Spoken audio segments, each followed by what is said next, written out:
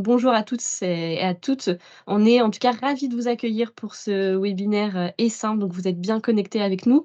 On a pour ambition sur ce webinaire, comme, vous voyez normalement sur, l'écran, de vous expliquer, en tout cas de vous apporter un éclairage sur le sujet de la conception d'un modèle d'apprentissage adapté aux enjeux de demain et donc avec l'idée, d'aborder en fait les pédagogies qu'on pourrait imaginer pour développer en fait les compétences qui sont indispensables à la transition. Donc, vaste sujet et donc, pour, aborder cette thématique et vous apporter cet éclairage, j'ai, le plaisir d'être en compagnie, d'Amandine et d'Alban. Donc Amandine qui est consultante, transition et durabilité chez Humans Matter et Alban qui est président de l'université du facteur humain et donc moi je me présente également, donc je suis Sophie, responsable de projet au sein du Lab RH et donc, nous faisons tous partie d'un projet collaboratif qui est un projet pédagogique qui est Essaim, mais je vous en dis pas plus parce qu'on va avoir l'occasion, d'en rediscuter et pour ceux qui ne connaissent pas encore Essaim, de découvrir ce qu'est Essaim,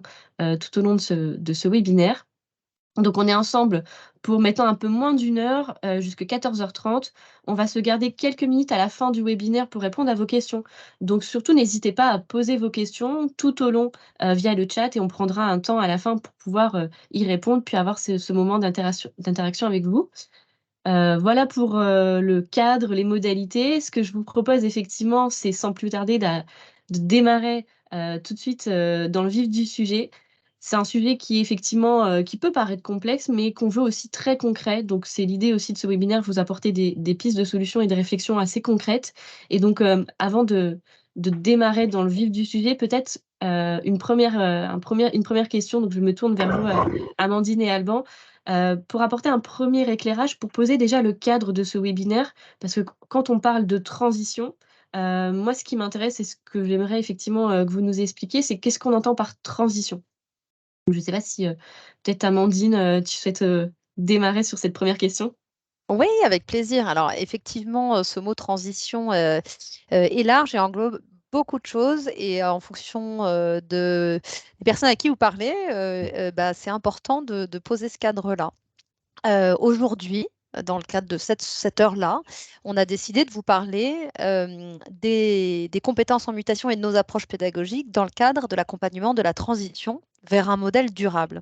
Donc, ça ne veut pas dire qu'il n'y a pas d'autres transitions. En tout cas, c'est le sujet de notre moment ensemble. Et qu'est-ce que ça veut dire, la transition vers un modèle durable? Bah, c'est peut-être ça qu'on peut discuter en introduction. Comme ça, ceux que ça n'intéresse pas pourront récupérer un peu de temps s'ils le veulent. En tout cas, ceux qui restent, ce qu'on a envie de discuter aujourd'hui, cette réflexion autour des compétences dont on a besoin pour adresser cet enjeu de transition vers un monde durable. Alors, un monde durable, qu'est-ce que c'est? Les Nations Unies, à la fin des années 80, ont proposé une définition de ce concept de durabilité. C'est de satisfaire les besoins des générations présentes, donc nous, sans compromettre la capacité des générations futures à satisfaire leurs propres besoins. Donc, on parle bien de besoins dans la diversité des dimensions de ces besoins. Il y a des besoins de se nourrir, de respirer de l'air, mais il y a aussi les besoins de vivre ensemble en paix, de vivre ensemble en égalité, de vivre ensemble en dignité. Donc, cette diversité de besoins qui est inclus dans la définition de la durabilité, de ce monde durable, il contribue à la complexité de ce sujet dont tu parlais, Sophie. Donc oui, c'est un sujet, cette transition vers un monde durable, c'est un sujet assez complexe. Et alors, on a des cadres pour nous aider à apprivoiser cette complexité. Le cadre des objectifs de développement durable des Nations Unies est un exemple de cadre qui nous aide à réfléchir ces différentes dimensions de la durabilité. C'est un cadre qui fonctionne bien d'ailleurs pour engager une multitude d'acteurs et pour aider à voilà, à accepter cette complexité, à ne pas oublier certaines dimensions, à ne pas partir bille en tête sur une seule des dimensions sans prendre en compte les autres. Donc ça, c'est important.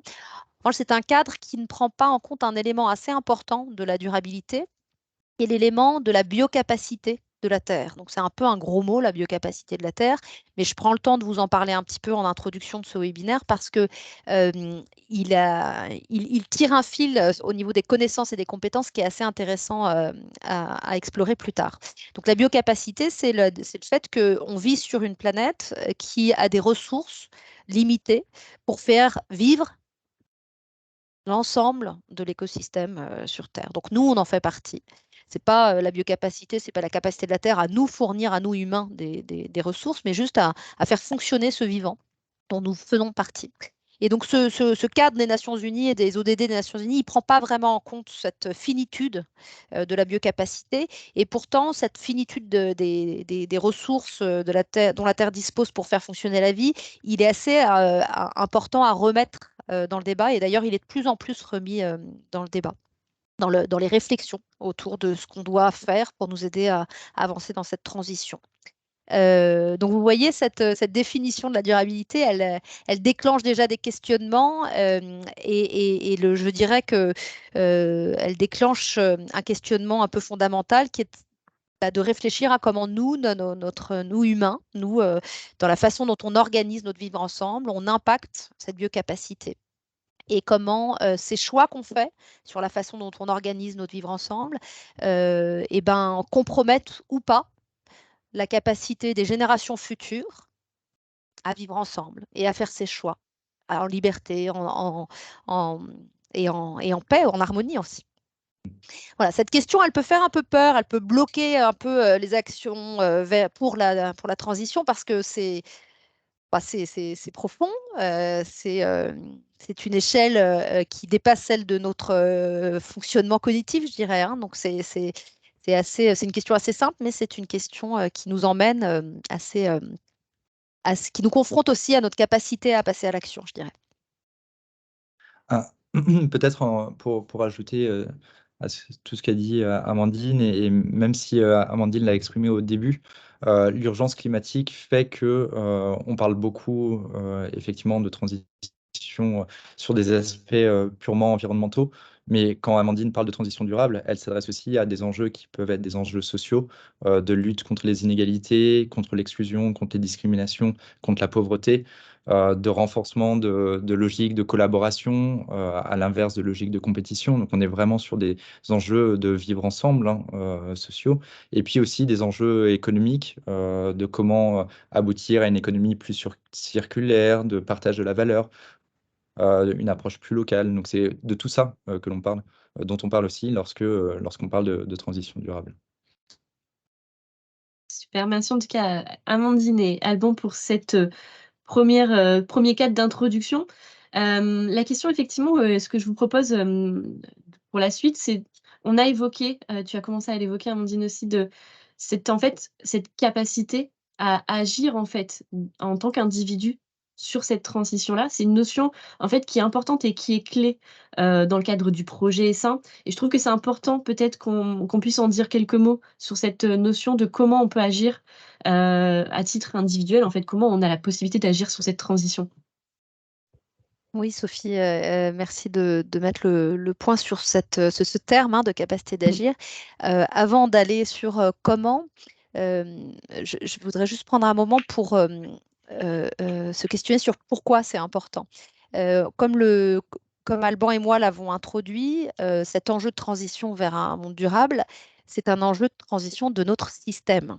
Donc le gros terme, c'est systémique. Comment est-ce qu'on aborde cette transition systémique, cette transition de notre système de vivre ensemble, sans être presque terrassé par ce sentiment que c'est un problème ou c'est un enjeu trop grand pour notre capacité d'agir individuelle. Et c'est pour ça que c'est vraiment très intéressant d'aller questionner d'aller comprendre qu'est-ce qui les freins qu'on se met pour aller utiliser des leviers qui vont nous permettre d'impacter notre environnement, d'impacter notre système. C'est pour ça que le projet Essaim apporte une valeur très intéressante à la mobilisation des acteurs pour la transition durable, parce que justement, il repose sur cette capacité d'agir. Et mieux comprendre qu'est-ce qui nous outille à passer à l'action, c'est tous nous outiller pour cette transition, pour avancer dans cette transition durable. Alban, est-ce que tu veux peut-être parler un peu plus de Ouais. justement cette capacité d'agir? Oui, parce qu'en réalité, lorsqu'on parle de transition durable, on parle on vit actuellement une vraie inversion de paradigme. C'est-à-dire qu'à partir du XVIIe siècle, surtout en France, hein, pensée cartésienne, Descartes dit il faut penser l'homme comme maître et possesseur de la nature. Donc on vit dans cet état d'esprit que l'homme a une maîtrise complète sur tout, et donc on peut en fait faire ce qu'on veut à peu près de la nature pour notre propre bien. Et puis là, on se rend compte que depuis quelques décennies que non, si l'homme est maître et possesseur de la nature, on va droit dans le mur parce que la nature, elle reprend le dessus sur l'homme et à un tel niveau que l'homme n'est plus du tout capable de maîtriser l'emballement s'il ne change pas radicalement de comportement. Et ça, effectivement, ça repositionne la question de la place de l'homme dans l'univers et dans la façon dont il interagit aussi bien avec les autres qu'avec l'ensemble de son environnement. Et ça l'interroge d'une telle force que ça peut faire émerger chez certaines personnes un sentiment d'éco-anxiété extrêmement fort, voire de déni, voire de justification des modèles existants pour refuser d'agir en disant mais en fait, on pensait qu'on pouvait faire des choses et on n'est plus capable de faire quoi que ce soit. La nature a pris le dessus sur nous. Et c'est pour ça que moi, j'aime bien parler de facteur humain et en tant que président de l'Université du facteur humain, parce que le facteur humain, il s'intéresse à quoi? Il s'intéresse à la contribution humaine qu'ont les humains aux événements, donc au déroulement des choses. Il ne s'agit pas de dire que l'humain a la maîtrise sur tout et peut tout faire, mais que l'humain a sa part de responsabilité sur les choses qui arrivent et doit agir face à la part de la responsabilité qu'il a sur ces choses-là. Et donc que par rapport à ces enjeux de transition, il faut remettre la place de l'humain là où elle est. C'est-à-dire qu'on est une partie de la solution et sans nous, on pourrait dire qu'il n'y aurait pas de solution. Donc, on doit tous participer activement via nos changements de comportement à un monde qui serait un monde durable. Et donc, ça replace la responsabilité des actions, non pas uniquement sur nous, parce que moi, Alban, j'aurais beau agir tout seul, le monde changera quand même sans moi. Mais si moi, je n'agis pas, sans doute le monde sera pire demain que ce qu'il n'est aujourd'hui. Et donc, on a tous cette responsabilité d'agir à notre propre niveau et ensuite aussi de s'organiser collectivement pour pouvoir décupler notre puissance d'action. Et c'est là où, effectivement, la notion de capacité d'agir, elle est extrêmement importante parce qu'il y a un risque, il y a un risque réel et on le voit, hein, c'est-à-dire que si on écoute les citoyens globalement, il y a un rejet de responsabilité sur l'État, sur les autres citoyens, sur les entreprises, qui fait que personne ne se sent responsable de rien et c'est comme ça que personne ne respecte les engagements, les engagements de réduction des émissions de gaz à effet de serre. Et en même temps, en réalité, nous, à notre propre niveau, en réalité, on a la possibilité de faire des choses qui sont incroyables, à condition de se sentir en mesure, enfin en capacité à le faire. D'où la nécessité de développer cette capacité d'agir chez les gens, ce sentiment d'efficacité personnelle, c'est-à-dire cette croyance qu'on peut avoir dans notre capacité à faire ou à ne pas faire certaines actions.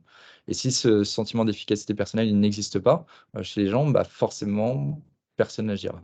C'est ceux qu'il faut qu'on réussisse à combattre pour l'avenir de notre planète. Très bien, merci pour ces éclairages. Donc, on a défini ce qu'on entendait par la transition durable comment en fait l'individu, l'homme en fait, à titre individuel, peut effectivement agir sur cette transition. Et ce que je vous propose pour la suite, c'est d'aborder effectivement le sujet des compétences, les compétences qui sont nécessaires justement pour soutenir, cette transition. Et dans le cadre en fait des précédents webinaires et ça, on a beaucoup parlé en fait des 5 C. Alors les 5 C, c'est 5 métacompétences qui sont considérées comme fondamentales parce qu'elles nous permettent en fait, ces compétences, de s'adapter dans un monde qui change, de résoudre des problèmes qui sont complexes. Et donc pour rappel, si vous ne les connaissez pas les 5 C, je vais juste vous les citer rapidement. Donc on a la communication, la collaboration, la créativité, la pensée critique et l'alignement corps-esprit. Et donc par rapport à ces 5 C, la question que je souhaiterais effectivement vous poser, Amandine et Alban, c'est est-ce que, ces 5 C, ça résonne pour vous quand on parle en fait de transition durable? Non, pas du tout, Sophie, je ne vois pas du tout de quoi tu parles. Non, je plaisante. Ouais, bien sûr que ça résonne. Pourquoi? Pourquoi ça résonne? À chaque fois, Ouais, c'est ça. je réponds à ta question avec un pourquoi. Euh, on l'a introduit, cet enjeu de transition pour un monde durable. Euh, il est complexe, il est urgent, donc il n'est pas facile à aborder. Et le système de vivre ensemble qu'on a organisé, qu'on a mis en place aujourd'hui dans notre société, pareil, il est complexe, il est changeant, il est influencé par cet emballement dont Alban parlait. Et en même temps, comme on s'est déconnecté de ce fonctionnement du vivant, hein, pareil, Alban en parlait tout à l'heure, avec cette pensée que nous, hommes, on est humains, d'ailleurs, non pas hommes, mais humains, on est à côté du reste du vivant, en contrôle, en maîtrise, en utilisation. Donc voilà, notre vivre ensemble entre humains s'est complexifié, c'est accéléré. Le vivant nous rappelle à l'ordre. Et comme on s'est déconnecté de ce vivant, en fait, on ne comprend plus vraiment comment on interagit avec ce vivant, comment on en dépend, etc. Donc, il y a un enjeu d'accepter cette complexité et de savoir naviguer dans cette complexité. Savoir cette double complexité, le côté changeant, incertain, et le côté, les liens qu'on a tissés entre nous sont bien plus complexes que lorsqu'on vivait, quand on était chasseur-cueilleur et qu'on vivait avec son collectif et qu'on vivait sur la base de subvenir à des besoins qui étaient peut-être plus simples. Donc toute cette complexité est à apprivoiser. Et qu'est-ce qui fait qu'on est capable de passer à l'action dans un environnement complexe, changeant, incertain, avec une multitude d'acteurs qui ont tous des intérêts différents. Et ben, typiquement, et alors pour ceux d'entre vous, je ne connais pas euh, vos contextes professionnels ou personnels d'ailleurs, mais pour ceux d'entre vous qui travaillent dans des entreprises, c'est pareil, les organisations de l'entreprise sont complexes, souvent matricielles. Notre domaine de responsabilité n'est qu'une partie d'une chaîne de valeur. Donc, on doit travailler avec de plus en plus de parties prenantes. Comment est-ce qu'on fait pour adresser des problèmes qui ont des dimensions diverses, avec des acteurs qui ont des compétences diverses, qui ont des façons de penser diverses, dans un environnement où en fait on ne sait pas si la solution qu'on va essayer de mettre en place va vraiment marcher. Donc toute cette complexité, elle peut fonctionner si on arrive à mettre en place des collaborations efficaces. Et cette mise en place de travailler ensemble, faire fonctionner un collectif pendant une période de temps, sur un objectif commun, eh ben, elle va marcher si on a des gens qui sont capables de se questionner ensemble, d'appliquer une pensée critique sur ce que vont dire les uns les autres, constructive, une confrontation constructive des idées. On est capable d'être créatif, d'aller chercher une solution qui n'a jamais été faite et d'oser la mettre en place. On est capable de se comprendre. On a chacun un langage. La personne qui est expert en émissions carbone, la personne qui est expert en comptabilité d'entreprise, la personne qui est expert sur une partie de la chaîne de production. Donc, ces compétences dont tu parles là, Sophie, les 5 C, elles sont fondamentales pour réussir à innover, à apprendre des nouveaux éléments, à se comprendre, à aller chercher les bonnes informations et à aller accepter la complexité du monde dans lequel on vit. Alban, tu veux rajouter quelque chose? Oui, oui, oui. Pour répondre à cette question des 5C, euh, je, je partage parfaitement l'idée derrière les 5C, c'est-à-dire la pensée critique, la collaboration, la créativité, la communication, alignement corps-esprit. Pour autant, quand je dis ça, je suis désolé, ça casse pas trois pattes à un canard de dire ça. C'est-à-dire que ces compétences-là, elles restent quand même très génériques. Et par rapport à l'enjeu de transition durable, c'est bien de chercher à les préciser. Et c'est ce que commençait à faire, à faire Amandine. C'est-à-dire que lorsqu'on parle de collaboration, et je reprends le sujet d'Amandine, l'enjeu est pas tant de réussir à collaborer avec son équipe au sein de son entreprise, ce qui pourrait être une compétence de n'importe quel manager ou de n'importe quel collaborateur depuis plus d'un siècle.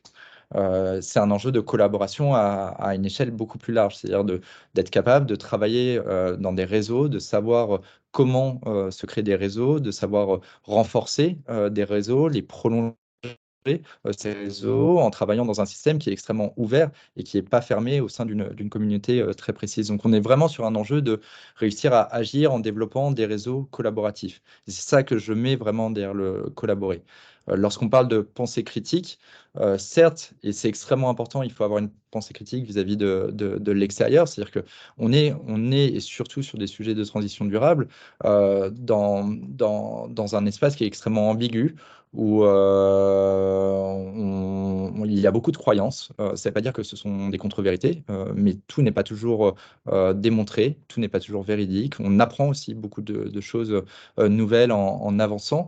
Et donc, il faut avoir ce regard critique vis-à-vis de l'extérieur, ça c'est extrêmement important, mais aussi vis-à-vis de soi-même. C'est-à-dire que, et c'est là où je trouve que la pensée critique, elle est intéressante, c'est-à-dire qu'il faut avoir une pensée critique vis-à-vis de la propre façon dont on fonctionne, savoir que nous sommes des êtres qui ne sont pas totalement rationnels, qu'on fonctionne grâce à nos émotions et que nos émotions peuvent nous amener à adopter des comportements qui ne sont pas toujours les bons comportements, qu'il y a des heuristiques, c'est-à-dire des raccourcis dans le fonctionnement de notre cerveau qui font qu'on peut être amené de façon quasi automatique à adopter des comportements qui ne sont pas toujours bons. Et puis même au-delà de ça, qu'il y a un certain nombre de facteurs humains qui agissent sur nous au quotidien, le poids de nos habitudes, le poids de nos croyances, le poids de notre appartenance sociale, qui vont avoir des conséquences sur la façon dont nous pensons, même lorsque nous croyons penser de façon rationnelle. Donc c'est pour ça, quand je dis pensée critique, c'est pensée critique vis-à-vis de l'extérieur, mais aussi pensée critique vis-à-vis de nous-mêmes.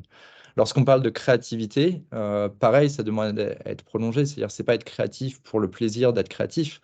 Là, le monde, il a besoin d'actions concrètes, de solutions concrètes. Et donc, c'est être créatif en mettant en place directement, en innovant, c'est-à-dire en mettant en place des choses qui vont avoir des effets concrets sur le monde et qui vont être repris par d'autres personnes avec un effet démultiplicateur. Lorsqu'on parle de communication, c'est pas simplement être capable de discuter avec n'importe quelle personne de façon limpide, c'est être en mesure de se projeter dans ce que peut être le monde demain, de créer des récits. On parle beaucoup de récits lorsqu'on parle de transition durable, de récits qui sont simplificateurs et qui permettent surtout de donner du sens à des actions.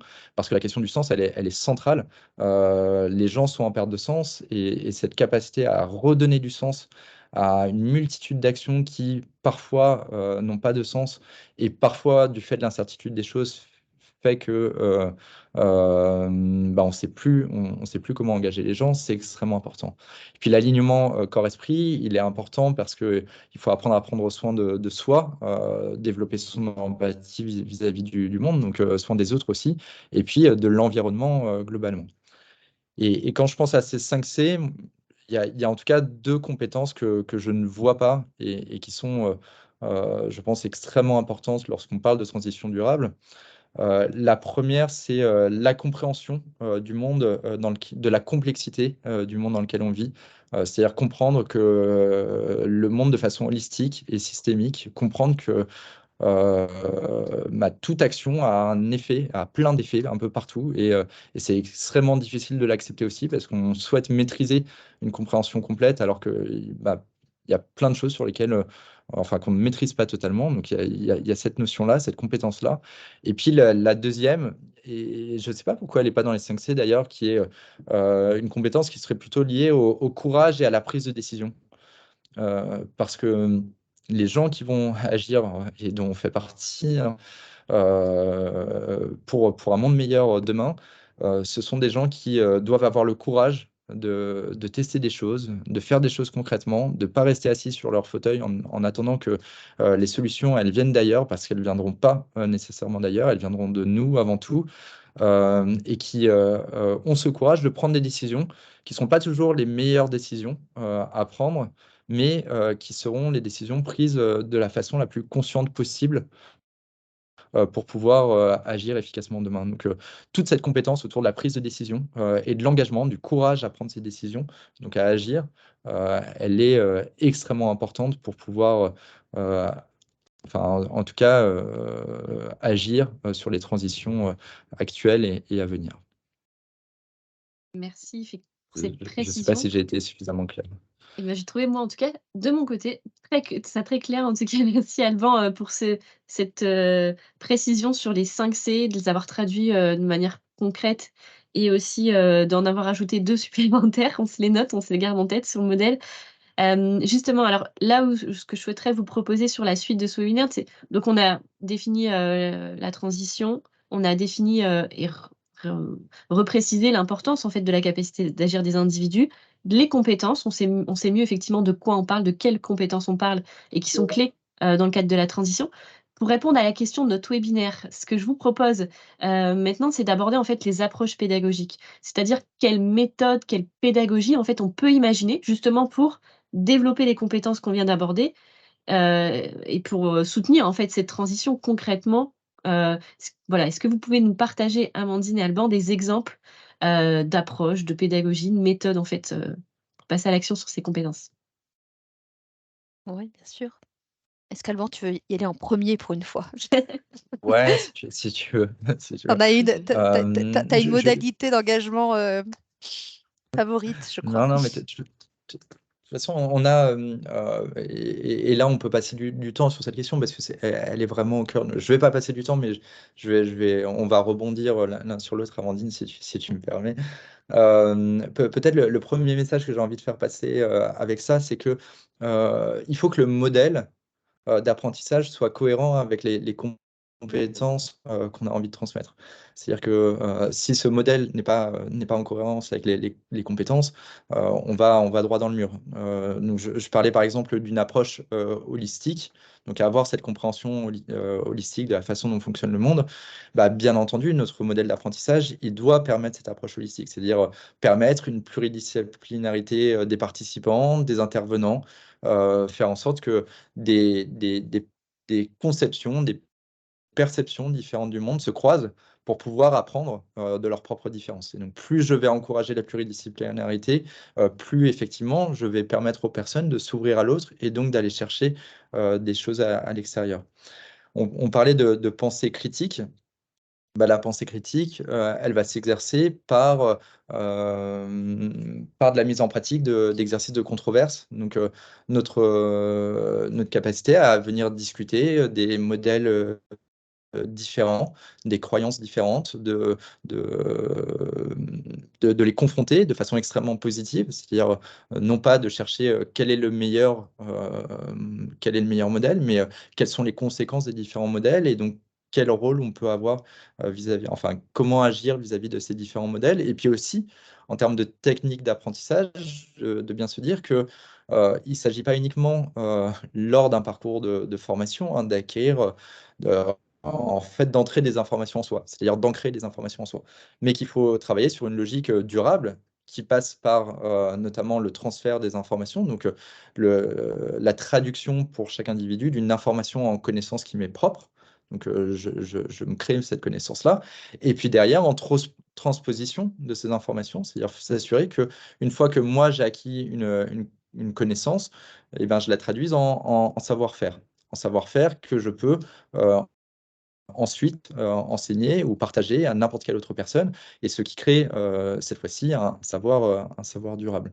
Donc mon parcours de formation, il doit bien prendre en compte ces différents temps d'appropriation qui sont nécessaires entre le moment où l'information elle vient à moi, elle entre, le moment où je vais transférer cette information, je vais en créer une connaissance, le moment où je vais la transposer en savoir-faire, et ensuite je la rends durable, c'est-à-dire que je suis capable de la partager à n'importe quelle autre personne.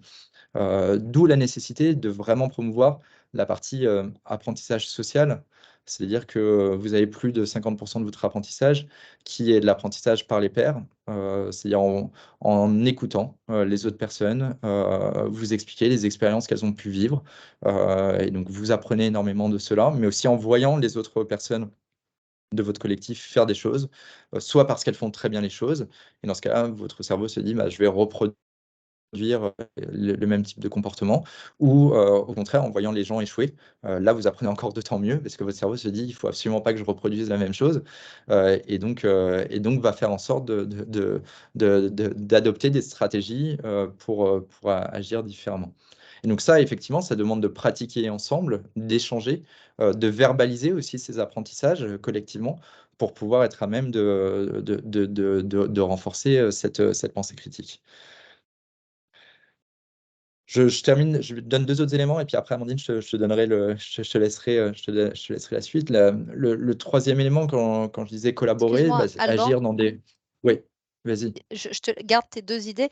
Pendant qu'Alban vas-y. continue à dérouler ces exemples-là, est-ce que je peux demander aux participants d'inscrire dans le chat juste 1 ou 2 mots qui nous donnent une idée de leur contexte d'action autour de ces sujets de compétences pour un monde durable? Est-ce que vous êtes intéressé parce que vous êtes en milieu, dans une entreprise, dans une collectivité territoriale, auprès de publics adultes, enfants? Juste quelques idées, ça nous aidera pour la suite du webinaire à donner des exemples qui répondront à votre réalité. Alban, j'espère que tu n'as pas perdu le fil de tes pensées et que Non, tu pas du peux tout. finir de dérouler ça.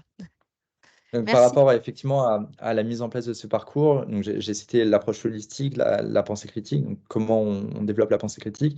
Pareil, si on pense à la collaboration et donc comment on peut agir en créant des réseaux collaboratifs, ben, bien entendu, le parcours qu'on va créer, qui est un parcours d'apprentissage, il doit s'appuyer sur ces réseaux-là. C'est-à-dire faire en sorte que ces personnes-là puissent se connecter à d'autres personnes, fassent entrer des apprentissages au sein du réseau, renforcent le réseau grâce aux apprentissages qu'elles ont pu développer, et cherche à développer et à se développer en tant que communauté. On n'arrive pas avec une approche individualiste, enfin, il faut absolument effacer cette approche individualiste de l'apprentissage et au contraire encourager une communauté à s'organiser en réseau, à s'ouvrir à l'extérieur de cette communauté et donc à faire prospérer cette communauté bien au-delà même de la formation. On a tendance à penser la formation comme une temporalité bien précise, dans un lieu bien précis. En réalité, c'est tout l'inverse, c'est-à-dire qu'on se forme en permanence. Et donc, la meilleure façon d'encourager une formation est de créer un réseau sur lequel bah, les apprentissages de chacun va abonder vers le réseau et va permettre au réseau de s'enrichir et de s'ouvrir et de se renforcer au fur et à mesure. Puis le dernier élément, c'est l'innovation, ou quand on parlait de créativité, bah, bien entendu, il faut une approche qui soit extrêmement connectée au terrain. C'est-à-dire, il ne s'agit absolument pas d'apprendre des choses dans des espaces fermés, des espaces clos, dans des classes, mais de pratiquer en mettant en place des choses bien concrètes sur le terrain, en innovant, en testant, en apprenant, en échouant, en faisant ces retours d'expérience en permanence qui permettent, bah, pareil, d'enrichir le réseau de l'ensemble de ces apprentissages. Et donc, le parcours de formation doit être intrinsèquement lié à ce qui se passe sur le terrain. Et ces temps de formation sont au contraire des temps de prise de recul et de dialogue avec le terrain pour pouvoir augmenter notre capacité d'agir. Ça, c'est pour ce qui est du parcours, mais j'aurais d'autres choses à dire aussi sur le sujet, mais je vais laisser la parole à Amandine. Alors ton micro est coupé, Amandine, Amandine. oui. Super, vous m'entendez? Oui, c'est tout. Oui, bah, merci Alban. Je trouve que ta porte d'entrée à cette question est vraiment intéressante, c'est-à-dire que on veut incarner le changement qu'on veut voir prendre place. Donc, l'approche pédagogique, elle doit effectivement porter l'ensemble de ces, enfin, reposer et nourrir et faire vivre l'ensemble de ces compétences. Merci de vos partages sur le chat. Là, effectivement, ça nous donne un petit peu une meilleure idée de vos réalités. C'est vrai que l'approche parcours dont tu parles, ça fait partie de cette approche pédagogique, y compris portée par Essin. On a vu là le pouvoir d'ateliers comme les fresques de la biodiversité, du climat, qui sont des outils très puissants et innovants pédagogiquement, parce que typiquement, ils développent la capacité à travailler en intelligence collective. Donc le format pédagogique porte cette nouvelle façon de s'écouter, de se nourrir du savoir des uns et des autres.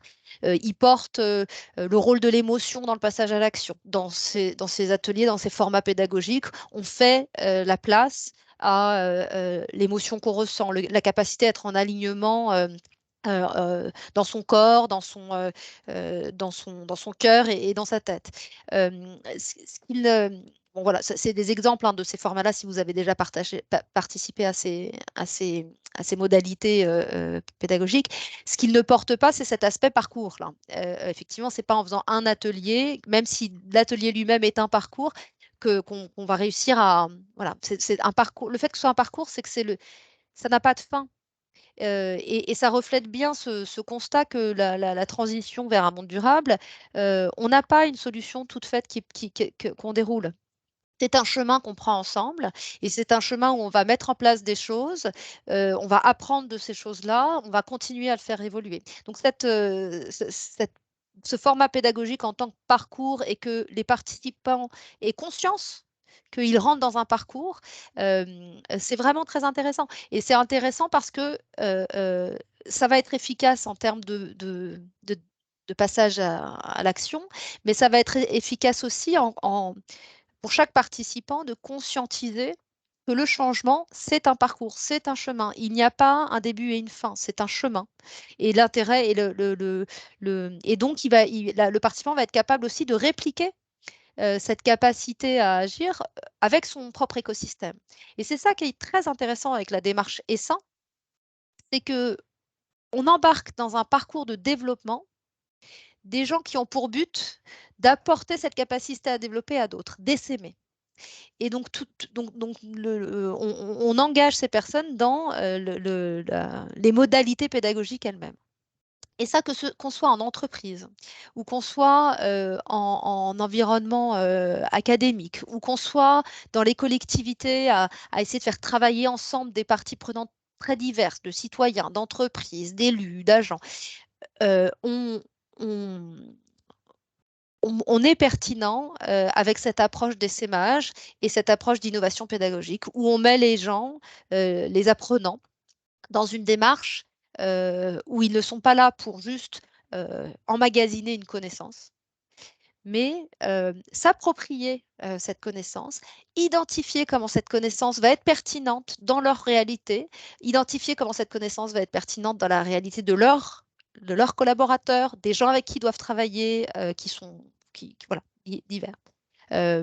Et cette façon d'apprendre et d'enseigner dans les deux volets de l'apprentissage, elle est assez révolutionnaire en fait.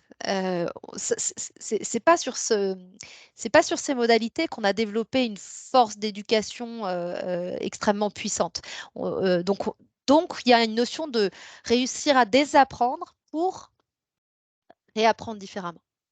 Et donc, pour ça, on agit auprès des enseignants, des gens qui ont une posture de formateur, et auprès des apprenants, les deux côtés, et auprès des gens qui designent des dispositifs d'apprentissage.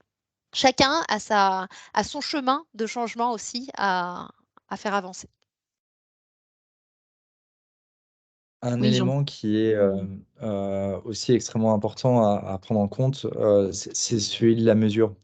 C'est-à-dire que c'est important pour chaque personne d'être en capacité de mesurer où il se situe dans le cadre de son parcours. Et quand je dis de mesurer, c'est pas tant de mesurer la qualité des connaissances qui ont été acquises dans le cadre du parcours que de mesurer l'efficacité du parcours sur sa propre capacité à agir demain. C'est pour ça qu'on parle de mesure de la capacité d'agir. Et c'est ça qu'il faut réussir à faire, qui est pas évident. Et c'est tout le modèle de l'Observatoire de la capacité d'agir, d'aider les personnes à être capables d'identifier le niveau de leur capacité d'agir et effectivement de voir cette évolution-là tout au long du parcours. C'est important parce que si on prend les autres systèmes de formation, et rien que le système scolaire actuel en France, on n'est pas sur des systèmes de mesure, on est sur des systèmes de contrôle. On vient contrôler l'acquisition ou non de telle ou telle connaissance.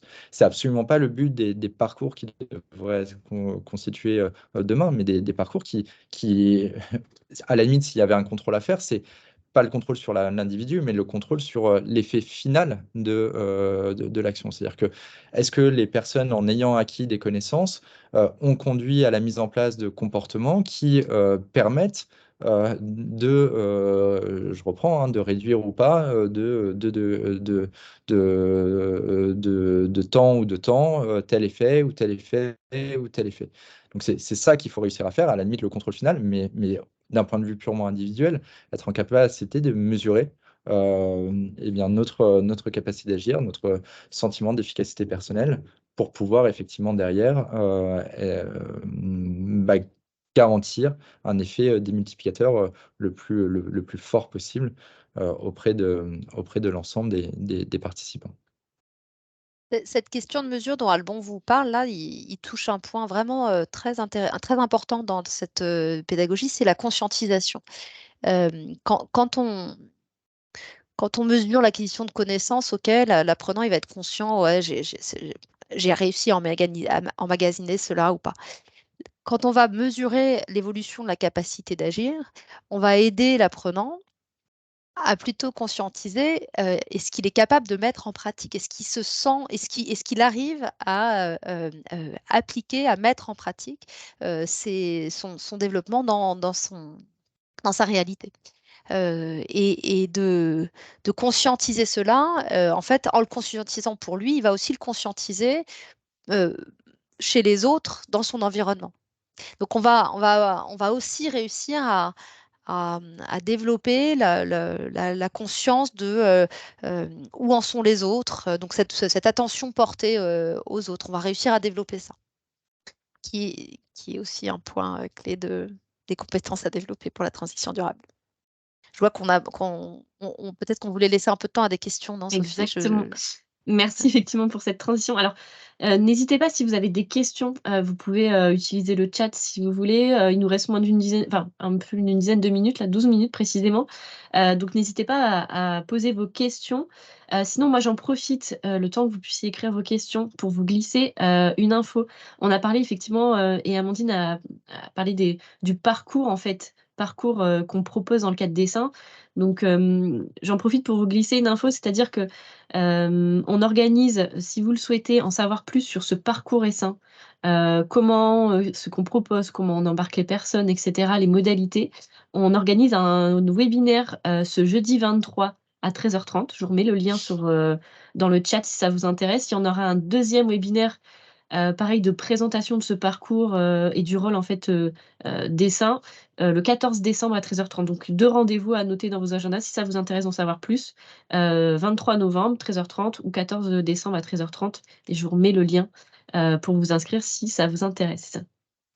Et j'en profite, je fais le lien vers le dernier élément dont je souhaitais parler sur la partie parcours, qui est celle de la nécessité du récit, c'est-à-dire revenir au récit aussi. Le parcours, il permet quoi? Il permet de donner du sens à un certain nombre d'actions, c'est-à-dire de raconter aussi un apprentissage en ayant un fil bien connecté à cet apprentissage-là.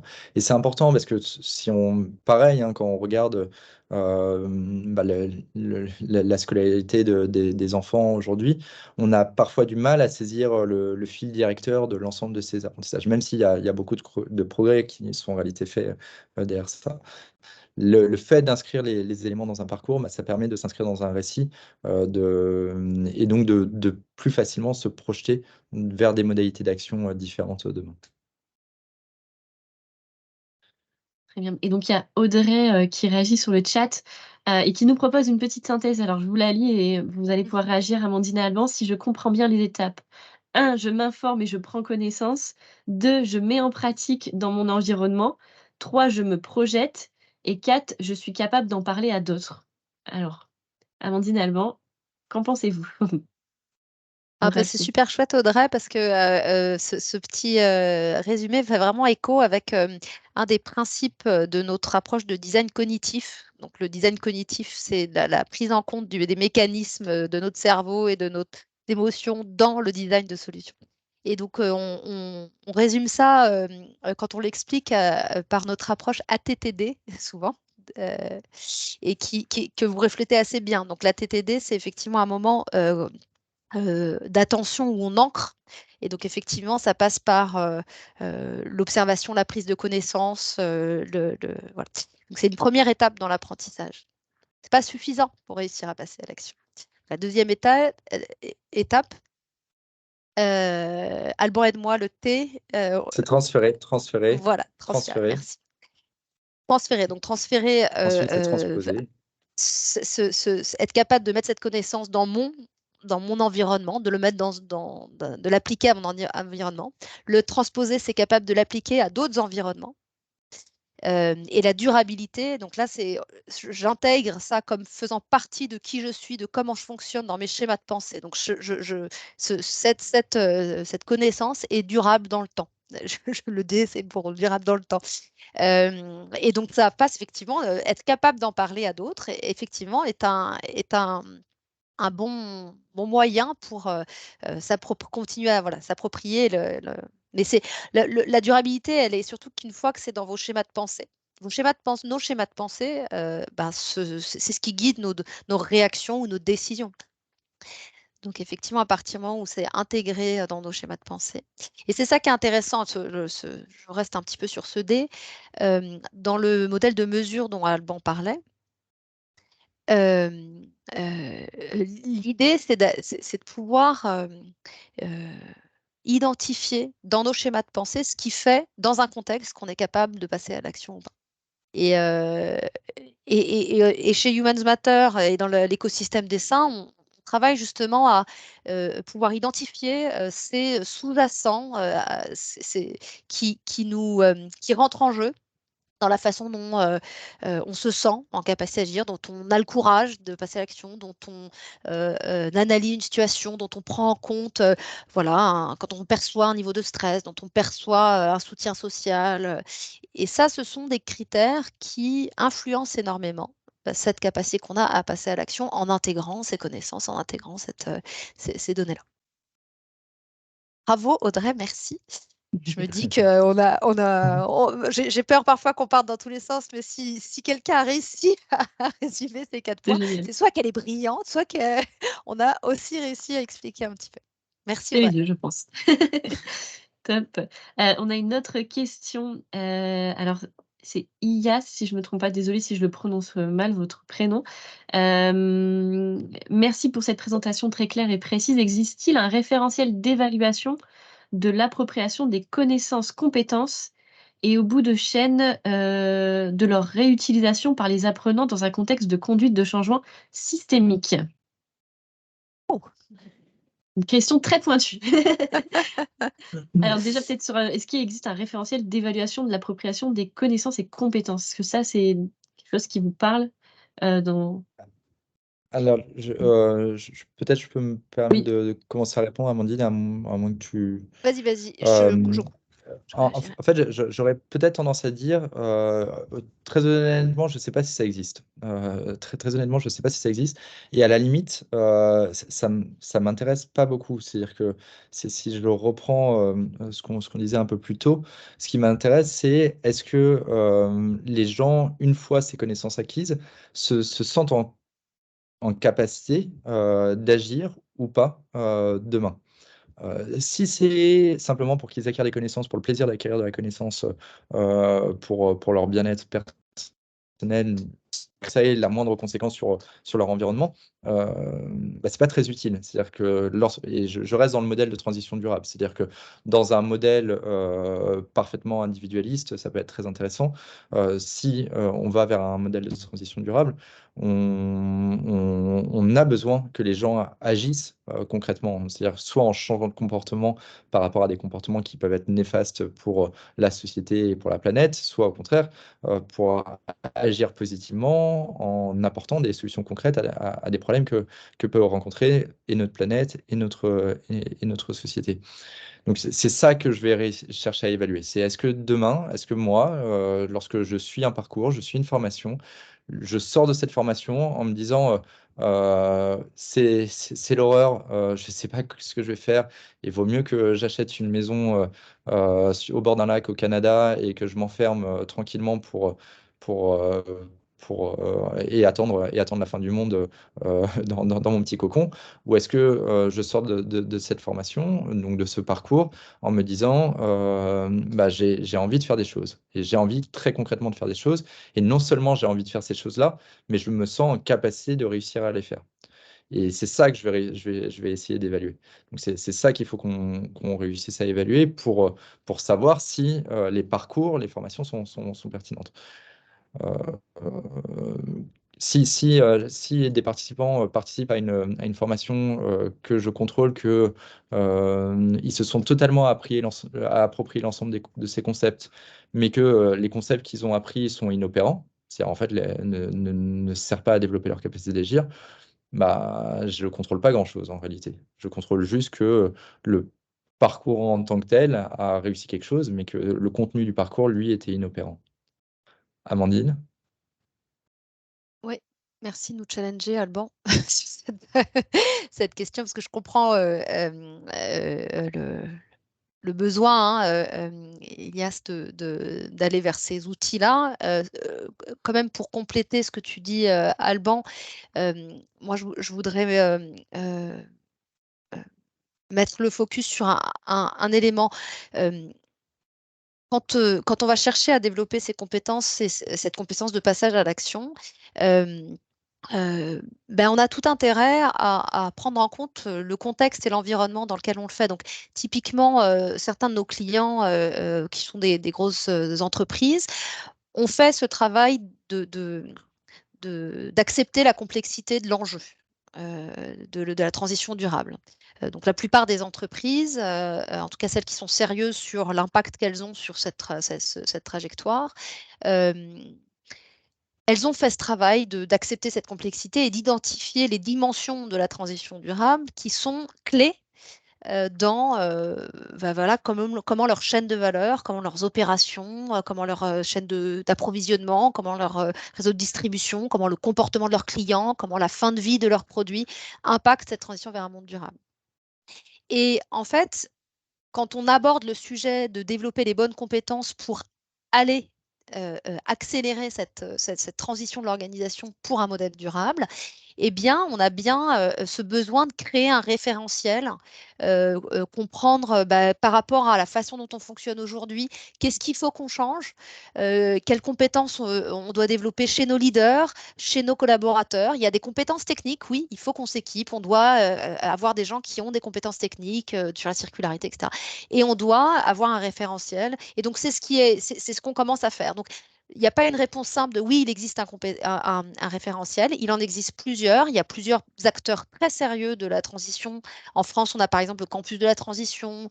Il y a l'université Cambridge qui a créé un institut du leadership pour la transition. Donc, on commence à voir émerger des référentiels de compétences ou de savoir-être ou de savoir-faire qui sont sérieux et qui sont positifs. L'enjeu, là, c'est d'articuler à un contexte, à un point de départ, et de pouvoir mesurer comment est-ce que développer ces compétences a un impact sur la capacité d'agir collectif. Donc, on n'est pas sur un truc sur étagère qu'on va pouvoir dérouler, on est sur des compétences clés qu'on a identifiées, un modèle de la capacité d'agir qu'on active au contexte de l'organisation et du collectif. Alors, je vois qu'il est 29, il y a eu des nouvelles questions, mais ce que je vous propose, c'est que, peut-être si vous avez, Alban ou Amandine, des petits éléments de réponse à mettre, par le chat, sinon on pourra poursuivre les échanges par la suite, hein. On reste en contact, et vous pouvez continuer à nous solliciter sur, dans le cadre dessin pour poursuivre les échanges parce que voilà, le format est super intéressant, mais on est toujours en manque de temps sur ce type de webinaire. On pourrait y passer toute l'après-midi avec vous, ce serait, chouette, mais j'imagine que vous avez d'autres rendez-vous qui s'enchaînent donc déjà, je voulais vous remercier à tous pour votre participation. 2 points importants avant de terminer. Le premier, c'est si vous souhaitez continuer à suivre notre actu, nos prochains webinaires, n'hésitez pas à nous suivre sur notre page LinkedIn. Je vais vous remettre le lien dans le chat. Ça, c'est la première info. Et la deuxième info, comme je vous l'ai donné tout à l'heure, on organise des webinaires pour en savoir plus vraiment sur le modèle essaim et sur le parcours d'essaimeurs qu'on propose. Et donc, rappel de date, le 23 novembre, ce jeudi à 13h30, si vous avez un peu de temps, ou le 14 décembre à 13h30. Ça, c'est les 2 dates clés. Et voilà, en tout cas, merci à vous tous d'avoir participé à cet échange. Amandine et Alban, merci beaucoup. Est-ce que vous avez un petit mot peut-être pour terminer? Je vous laisse la parole avant de se quitter. Moi, je voudrais dire à Audrey Elias, donnons-nous rendez-vous sur la page LinkedIn Dessin. Sophie, j'imagine que vous allez faire un post sur ce webinaire. Continuons nos échanges parce que je vois que là, vous avez des questions sur est-ce qu'il y a des sources, des articles qui peuvent permettre d'approfondir. Eh ben, prenons ce forum pour continuer nos échanges. Je suis sûre que certains d'entre vous ont aussi des sources à partager. Donc, utilisons ce forum pour continuer ces discussions plus précises. Merci énormément à vous tous de vous être connectés parce que quand on est acteur de la transition vers un monde durable, de voir que d'autres le sont, ça fait un bien fou et ça renforce voilà, la perception du soutien social, qui est un élément clé de la capacité d'agir. Donc, merci à vous. Moi, ça me rebooste. Enfin, ça continue à renforcer ma capacité d'agir. Donc, merci à vous. Et Alban, Voilà, vas-y. pareil de ma part, merci à vous. Et effectivement, si la question du facteur humain vous intéresse, je vous encourage vivement à suivre sur LinkedIn la page de l'Université du facteur humain, à participer aux expériences de l'association. On organise des fresques en ligne ou en présentiel dans plein de villes en France. Tout est disponible. Enfin, voilà, on partage des informations sur LinkedIn, mais sinon, vous avez le site, la fresque du facteur humain que vous trouverez sans aucun problème en tapant dans votre recherche, votre barre de recherche Google ou autre moteur de recherche si vous utilisez un autre moteur.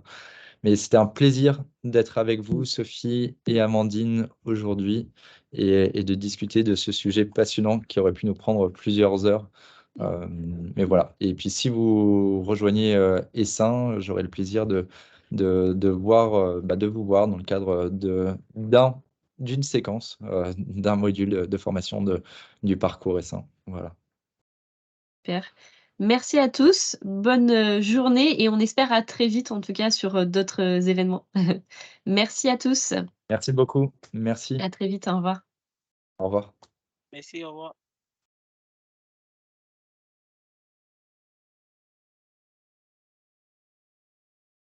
Est-ce que Amandine ou Alban, tu peux arrêter l'enregistrement, donc quitter Ouais, peut-être? je vais arrêter. Super. Tac, j'arrête. Top, Arrêter merci. l'enregistrement. Arrêtez. Top.